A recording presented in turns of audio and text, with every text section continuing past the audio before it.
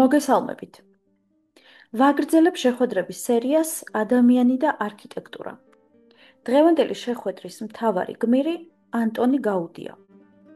ვისაუბრებ არქიტექტორისა და ესპანელი მაგნატის ეუსები გუელის ურთიერთობაზე, მათ საერთო პროექტებსა და გაუდის სხვა ნამუშევრებზე.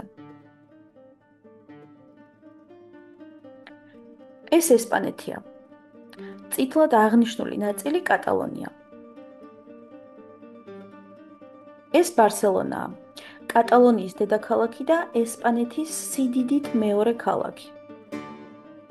ეს მისი მთავარი ღირსშესანიშნაობაა, საგრადა ფამილია.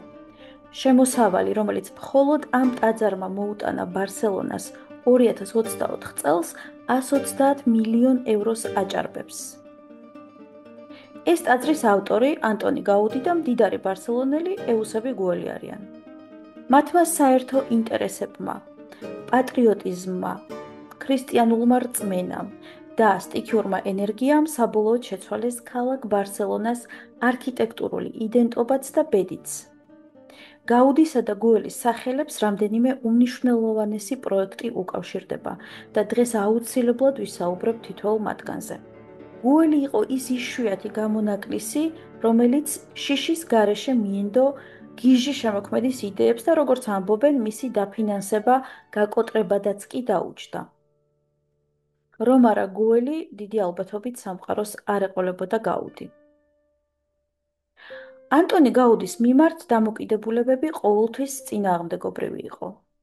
ზოგი მას გენიოსად თვლიდა, ზოგი გიჟად, ზოგი რელიგიურ ფანატიკოსად ცუდი გემოვნებით. ზოგს აღაფრთოვანებდა და დღემდე აღაფრთოვანებს მისი შემოქმედება. ზოგი კი, მაგალითად ჯორჯ ორუელი, თვლიდა, რომ ერთადერთი, რაც საგრადა ფამილიას უნდა გაუკეთო, ააფეთქო. გაუდის გამუდმებული კონფლიქტები ჰქონდა დამკვეთებთანაც, რადგან მისი სტილი და გემოვნება ბევრისთვის გაუგებარი და მიუღებელი იყო.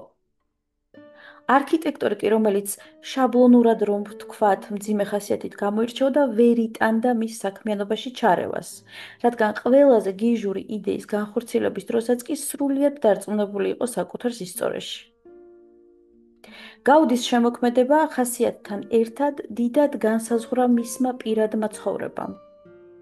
მის განდეგილობას ხშირად ხსნიან ქორწინების წარუმატებელი მცდელობით. ერთადერთი ქალი, რომელიც მის ბიოგრაფიაში ჩანს, ხოსეფა მორეოა, რომელსაც გაუბედავმა გაუდიმ ხელი სთხოვა. მან გაუდის აჩვენა ბეჭედი და უთხრა, რომ ის უკვე დანიშნული იყო.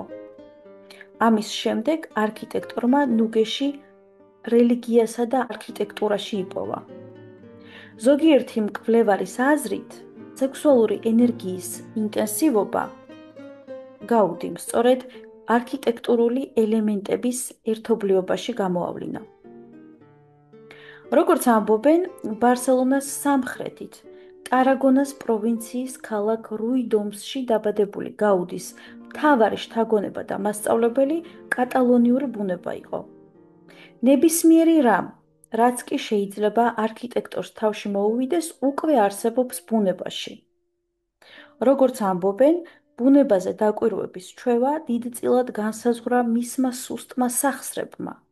ის ბავშვობაში რევმატიზმით დაავადდა, რის გამოც ნელა მოძრაობდა და მეტი დრო ჰქონდა დაკვირვებისთვის. მოგვიანებით უკვე ზრდასრული გაუდი თვლიდა, რომ ბუნება არამხოლოდ ამკობს შენობას, ესე იგი, არამხოლოდ მისი დეკორატიული შემადგენელია, არამედ უდიდეს სტრუქტურულ შესაძლებლობებს ატარებს, რადგან საუკეთესო სვეტი თავად ხეა. გარდა ბუნებისა, მამამისი სპილენძის ოსტატი იყო. მამის სახელოსნოში, სპილენძთან მუშაობისას, მან შეიტყო სივრცისა და არქიტექტურის სამგანზომილებიანობის შესახებ. შვილი მას საათობით აკვირდებოდა და ეხმარებოდა.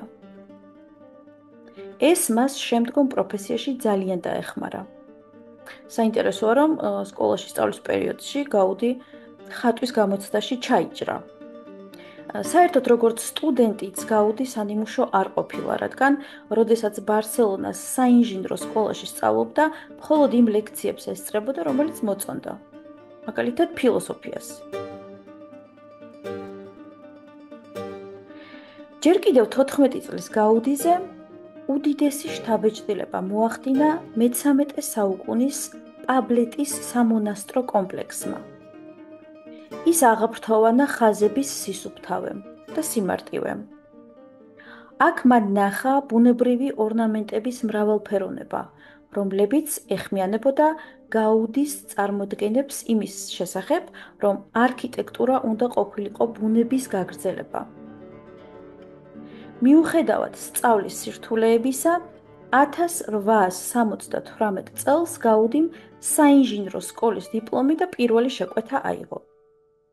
პლაზა რეალის ლამპიონებზე გაუდიმ მხოლოდ იმიტომ იმუშავა, რომ წინა შემსრულებელი სამუშაოების დაწყებიდან მალევე გარდაიცვალა.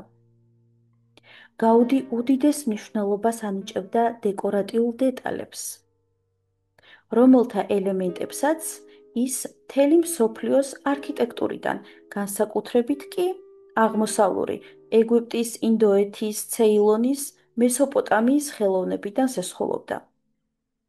თავად ის არასდროს არ ყოფილა ამ ადგილებში, იგი მოგზაურობდა წიგნების მეშვეობით, ილუსტრირებული ალბომებით, რომლებიც მე-19 საუკუნის შუა წლებში გამოიცემოდა.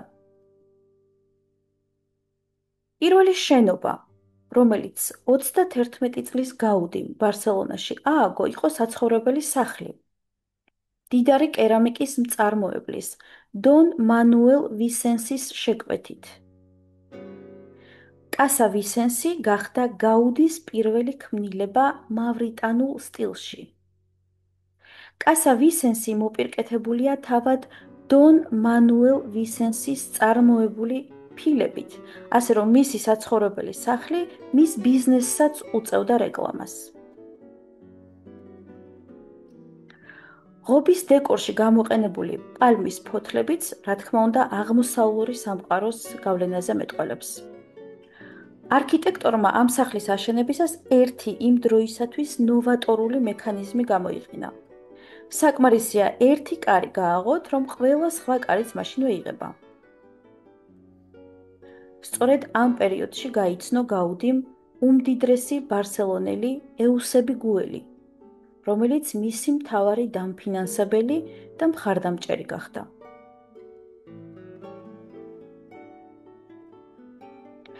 34 წლის ასაკში გაუდიმ მუშაობა დაიწყო გუელის სასახლეზე.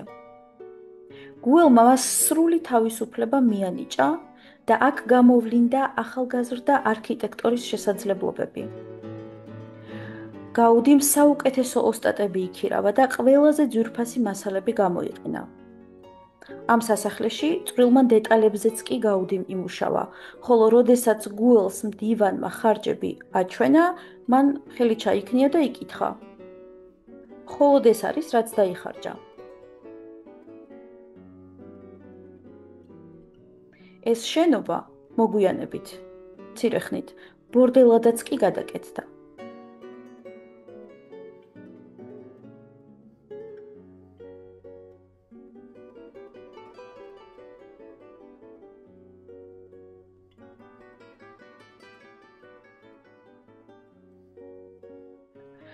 (1898) წელს გაუდიმ დააპროექტა გუელის კრიპტოკოლონია, დასახლება ბარსელონასთან ახლოს მდებარე ტექსტილის ქარხნის მუშებისთვის. გაუდი და გუელი თვლიდნენ, რომ მუშები ერთი დიდი ოჯახი უნდა ყოფილიყო.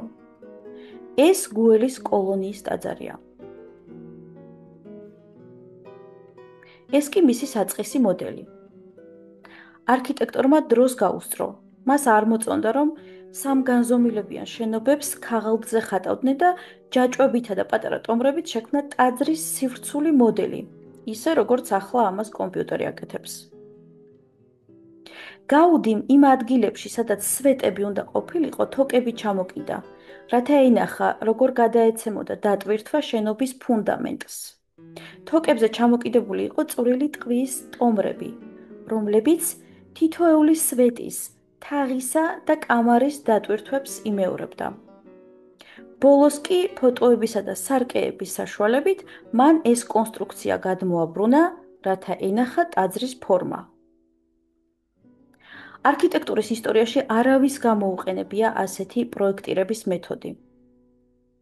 გაუდიმ ვერ მოასწრო ამ ტაძრის დასრულება 1914 წელს გუელს ფინანსური სირთულეები შეექმნა და შენობაზე მუშაობა შეჩერდა. ამ ტაძარში არ არის გამოყენებული სწორი ხაზები. გაუდი ყველაფერს ბუნებიდან აკოპირებდა.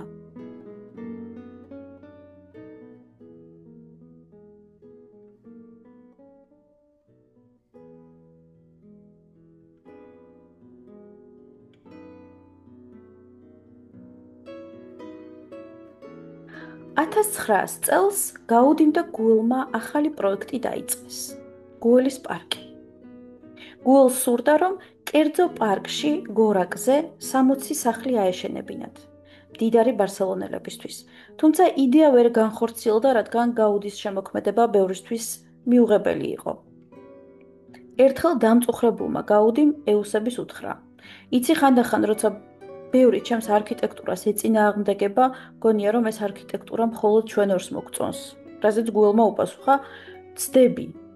შენი არქიტექტურა მე არ მომწონს, მე უბრალოდ პატივს გცემ."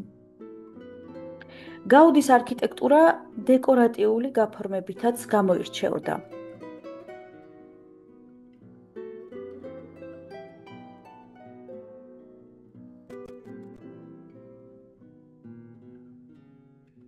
რაშიც მას დიზაინერი ხოსე მარია ჟუჟოლ გიბერტი ეხმარებოდა. მან პიკასოსა და მიროსგან შთაგონებით ფერადი კერამიკული ფილებით მოაპირკეთა გუელის პარკი, რომელშიც გამორჩეულია გველის ფორმის დაკლაკნილი სკამი. მოზაიკის მასალად ჟუჟოლის საოჯახო ჭურჭლის ნამსხვრევებიცაა გამოყენებული. ანტონი გაუდი ავადმყოფ მამასთან და დიშულთან ერთად გუელის პარკში დასახლდა. საბოლოოდ კი ეუსები გუელმა პარკი, რომელიც ბარსელონას გადმოჰყურებს, საყვარელ ქალაქს უანდერძა.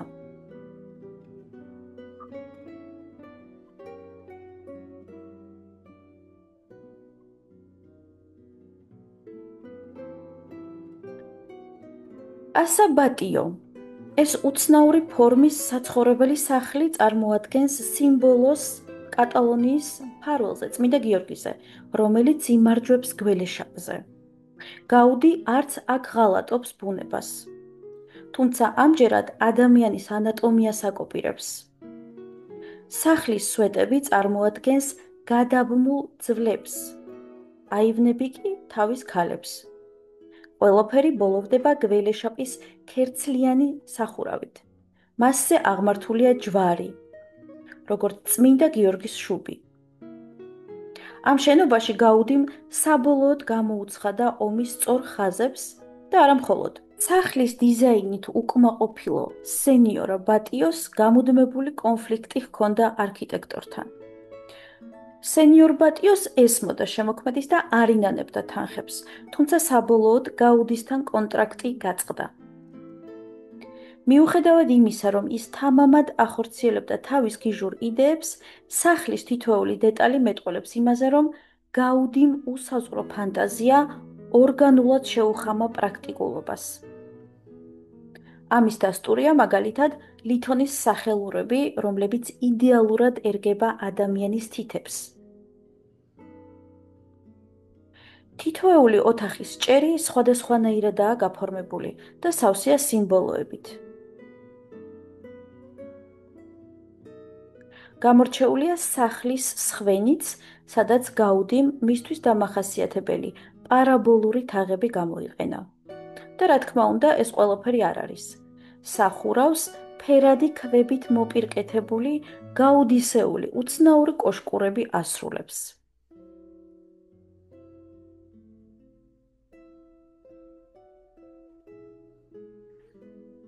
კასა მილა არქიტექტორის ბოლო ყველაზე მასშტაბური პროექტია.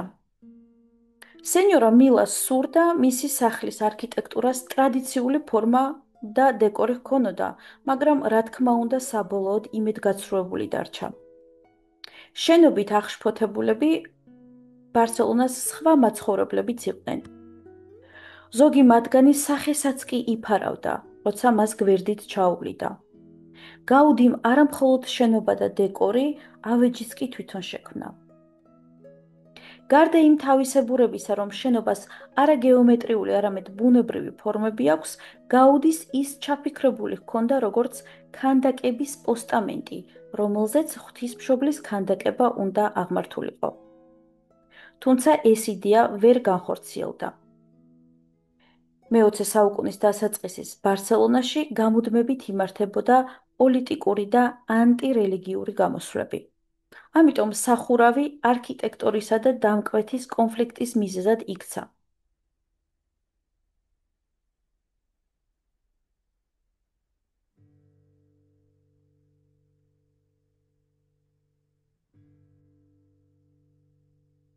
საგრადა ფამილიას აშენება ერთმა ღრმად მორწმუნე, წიგნებით მოვაჭრემ ჩაიფიქრა. მას თავის თანამოაზრეებთან ერთად სურდა ტაძარი ღარიბებისთვის აეშენებინათ.